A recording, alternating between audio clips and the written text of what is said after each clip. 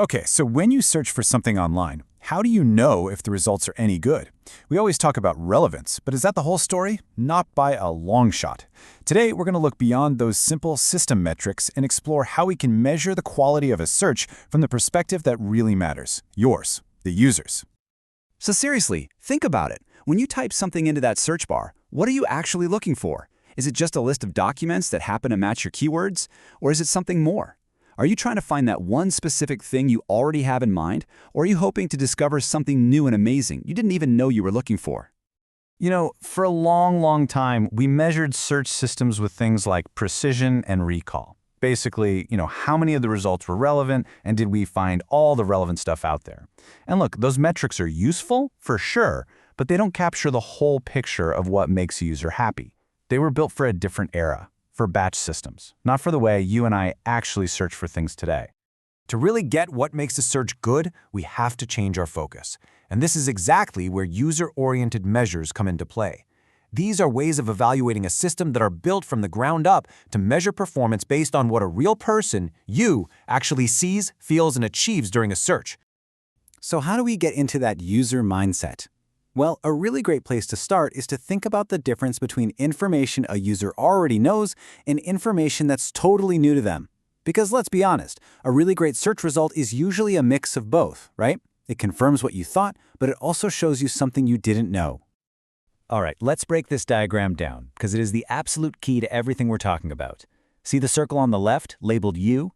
That represents all the relevant stuff a user already knows exists before they even type a single word.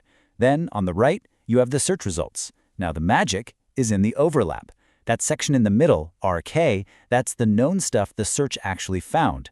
But the real treasure, that's RU. Those are the relevant documents the user had no clue about until the search engine surfaced them. That's the discovery part. Let's start with the first, most basic question a user has, even if they don't say it out loud.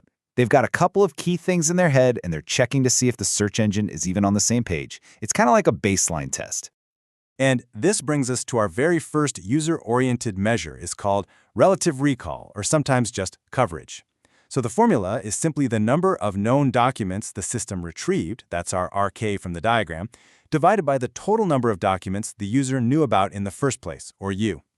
It's a straightforward way to answer, of all the things I expected to see, how many did the system actually give me?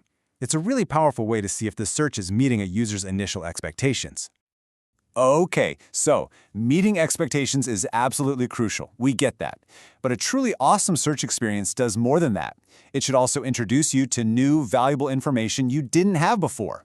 And that brings us to our next big ideas. How do we measure novelty and user effort? This is the question that really gets to the heart of that aha moment. You know the feeling, right? When a search engine pulls up the perfect result that you never, ever would have thought to look for. It's about expanding your world, not just confirming what you already know. And to measure that, we have the novelty ratio. This metric zooms right in on that RU part of our diagram, the relevant stuff the user didn't know about before, but that the search found for them. So a system with a high novelty ratio is amazing at helping you discover new things. It's not just a search engine, it becomes a discovery engine. Now, let's get super practical. How much work did you have to do? I mean, we've all been there, right? Scrolling and scrolling and scrolling through pages of results. A good search isn't just about what you find, it's about how easily you find it. Effort really matters. This is where recall effort comes in. Now, the key here is that it's not about the total number of search results. It's about how many documents you, the user, had to look at to find the stuff you were expecting to see. So a lower number here is way better. It means the system is smart, it's putting the important things right up top, and it's saving you a ton of time and, well, effort. All right, finally, let's wrap up with a few other measures that try to get at the emotional side of search. You know, that balance between the joy of finding something great and the pure annoyance of wading through junk. So here are a few other great ways to look at this. You've got expected search length, which is pretty much what it sounds like. How far down the page do you have to scroll to get what you want? Then we can measure satisfaction, which is basically a score based only on the good stuff, the relevant documents you find.